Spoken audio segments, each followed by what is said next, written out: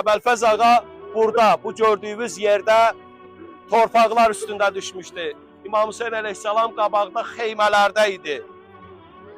Gəldi qaça-qaça Həzrət Əbəlfəz ağanın yanına, mübarək başını aldı dizinin üstünə, dedi, 34 ildə sən məni qardaş deyə səsləməmisən. Ya Əbəlfəz, neyinim sənin üçün? İstəyirəm səni aparım xeymələrə tərəf. Aparım səni xeymələrə tərəf.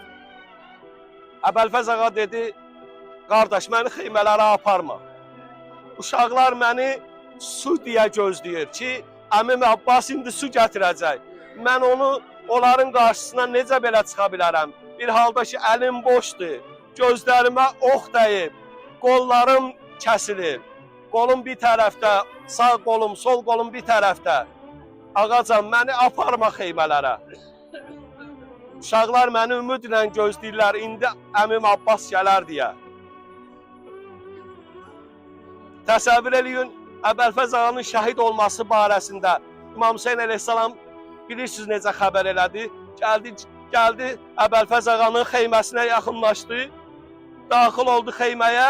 Əbəlfəz ağanın xeyməsinin sütununu çəkdi yerə, xeymə çökdü yerə. O zaman bildilər ki, Əbəlfəz ağa şəhid oldu.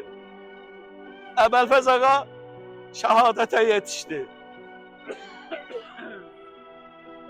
O qədər izzət sahibi olan bir şəxs Allah yolunda canını fəda eləyər, İmam Hüseynə canını fəda eləyə, Allah onu ucaldar.